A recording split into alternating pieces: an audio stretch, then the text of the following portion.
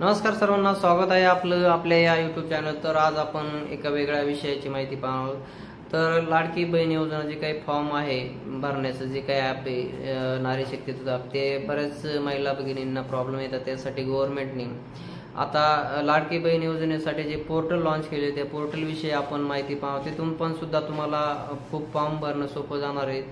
तर ते पोर्टल नेमकं नुकतंच लॉन्च केलेलं आहे।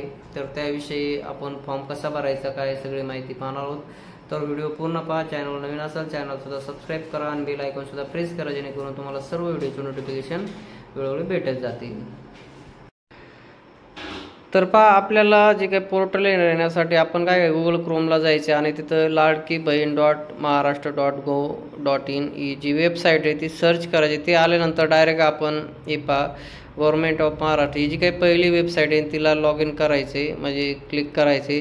त्याच्यानंतर तुम्ही पाहू शकता इथं सर्व प्रकारची अशी माहिती दिलेली, मुख्यपृष्ठ योजनेची माहिती दिली, जे काही कागदपत्र लागतील ते कागदपत्र दिलेले आहेत असं पाहू शकताय।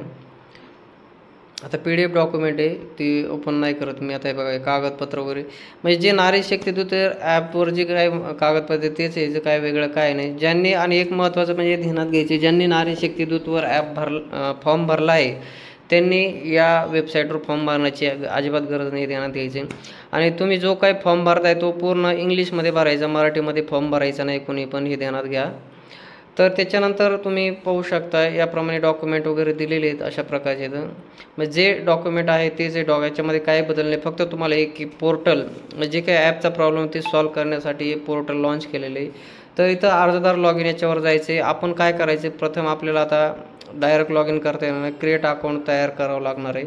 तर अशा प्रकारे तुम्ही पाहू शकता इथं आल्यानंतर आपण जे काही आधार कार्डप्रमाणे इथं नाव टाकायचे, नंतर मोबाईल नंबर टाकायचे, आधारला लिंक आहे तो मोबाईल नंबर टाकायचा, नंतर पासवर्ड क्रिएट करून घ्यायचा आहे, डिस्ट्रिक्ट टाकायचे, तालुका व्हिलेज टाकायचे, सेम रजिस्ट्रेशन करायचे। इथं तुम्ही पाहू शकताय काय तुमचं जे काही ग्रामपंचायत वगैरे आहे त्याचं दिलेलं आहे। तर म्युन्सिपल पार्टी आहे का काय, व्हिलेज सिलेक्ट करायचं आधी, तालुका वगैरे त्याप्रमाणे तुम्ही हे करता येणार आहे।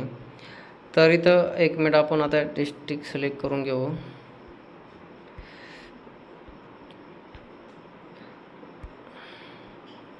त्यानंतर व्हिलेज सिलेक्ट करायचे।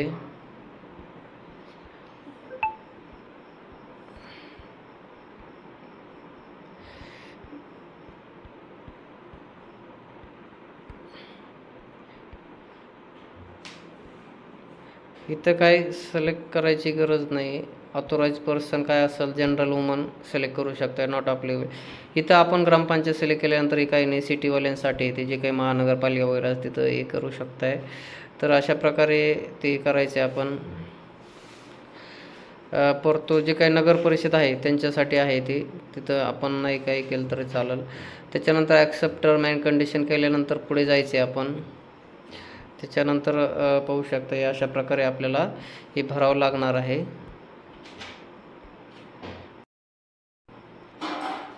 तर पहा, आपण रजिस्ट्रेशन केल्यानंतर आपण लॉग इन करून इथे यायचे। त्याच्यानंतर आपल्याला आधार नंबर टाकायचा, सेंड OTP व्हेरीफाय करून आपल्याला फॉर्म भरायला सुरुवात करायची आहे। तर इथं पहा अशा प्रकारे OTP आधार नंबर टाकायचा, नंतर OTP व्हेरीफाय। तर पहा, आपण आधार नंबर टाकल्यानंतर OTP टाकल्यानंतर आपण डायरेक्ट लॉग इनवरती येणार। तर पाहू शकता तर इथं तुमचं फादर नेम वगैरे, आता इथं डायरेक्टली नाव येणार। मी आता नाव हाईड केलेले, जे काही ज्यांचा आधार आहे त्यांचा जो काही नंबर आहे तो डायरेक्टली आलेला आहे। इथं डेट ऑफ बर्थ, इथं काय मेडन नेम वगैरे असेल तर ते टाकण्यात दिलेलं आहे। तर मेरिटेड स्टेटस यस करायचे, ध्यानात घ्यायचे। मॅरिड असेल तर मॅरिड, नो असेल तर बॉर्न इन महाराष्ट्र यस म्हणायचे। तर अशा प्रकारे तुम्ही पाहू शकता। ही जर स्टेप पूर्ण करून पुढे गेल्यानंतर तर पहा ॲड्रेस, बापरे बरेचसे जे काही प्रोसेस आहे। तर पाहू शकता तुम्ही अशा प्रकारे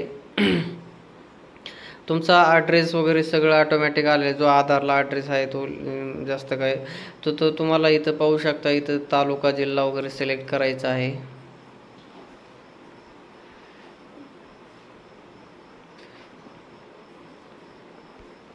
विलेज सिलेक्ट करायचं आणि जो बँकेला मोबाईल नंबर लिंक आहे तो मोबाईल नंबर म्हणजे तिथं टाकायचा आहे, देण्यात घ्यायचं आहे। आरोग्य बेनिफिशियरी आहे, फायनान्शियल स्कीम, तुम्ही अदर स्कीमचा गव्हर्नमेंटचे जे काही स्कीमचा फायदा घेत आहात का, तर इथं नाही म्हणायचे, डायरेक्ट नोला सिलेक्ट करून घ्यायचे. घेत असाल तर यस म्हणायचे. यस केलं तर तुम्हाला डिटेल्स भरावं लागणार आहेत त्याच्या. त्यानंतर याचे अशा प्रकारे तुम्हाला लिव्हिंग सर्टिफिकेट जे काय डॉक्युमेंट आहे ते अपलोड करायचे आहे. तर अशा प्रकारचे पोर्टल आहे. इथं सबमिट करायचं हमीपत्राचं फॉर्मसुद्धा तुम्हाला ॲक्सेप्ट डिक्लेअर ऑफ हमीपत्र तुम्हाला याच्या प्रकारे डॉक्युमेंट जे काय आहे हे पहा. डॉक्युमेंट सेम आहे. तर माझ्या माहितीच तुम्हाला याच्याऐवजी जो काय ॲप आहे, ॲपचा फॉर्म भरायला सोपं जाणार आहे, ध्यानात घ्यायचे. तर ॲपचं जे आहे ते दिवसभर थोडं लोडवर राहतं. जर तुम्ही सकाळी किंवा रात्री 9-10च्या नंतर जर फॉर्म भरला तर ॲपमधून सुद्धा ते जे नारी शक्ती दूत जे ॲप आहे तिथून सुद्धा तुम्हाला व्यवस्थित फॉर्म भरता येतो, हे ध्यानात घ्यायचे. तर आता जास्तीत जास्त लवकर फॉर्म भरून घ्यायचे. ज्यांचे काही डॉक्युमेंट कंप्लीट असेल तर त्यांनी लगेच फॉर्म भरून घ्यायचे, ध्यानात घ्यायचे. तर अशा प्रकारे नारी शक्ती दूत जे काही पोर्टल, लाडकी बहीण योजने जे काही पोर्टल आहे महाराष्ट्र गव्हर्नमेंट, ते पोर्टलसुद्धा लॉन्च केलेलं आहे. किंवा नारी शक्ती दूत ॲपमधून सुद्धा फॉर्म भरून घेऊ शकताय. ध्यानात घ्यायचं जे काही तुम्ही जी काय माहिती भरणार आहे ते टोटली इंग्लिशमध्येच माहिती भरायची. बरेचसे जे काही मराठीमध्ये फॉर्म भरले ते रिजेक्ट होण्याची शक्यता आहे असं सांगण्यात येते. तरी जास्तीत जास्त जे काही आपण फॉर्म भरणार आहे ते इंग्लिशमधूनच जे काही डाटा आहे तुमचा सगळा भरायचा आहे, ध्यानात घ्यायचे. तर पहा अशा प्रकारची ही माहिती होती. माहिती आवडल्यास लाईक करा. चॅनलवर नवीन असाल चॅनललासुद्धा सबस्क्राईब करा. आणि ज्यांनी नारी शक्ती दूत ॲपमधून फॉर्म भरले, बरेचसे जणांचे काही जणांचे फॉर्म जे आहे ते अप्रूव्ह होत आहेत, काहींना पेंडिंग दाखवते, काहींचे रिव्ह्यूसाठी. सगळ्यांचे फॉर्म जे आहे ते सबमिट होणार आहेत. आता फॉर्म खूप जास्त आले आहेत, एक चेक करणं चालू आहे त्यांचं. आणि ज्यांचे जसे चेक होतील तसे ते अप्रूव्ह होत आहेत. तर अशा प्रकारे ही माहिती होती. तर माहिती आवडल्यास नक्की चॅनलला लाईक करा. थँक्यू.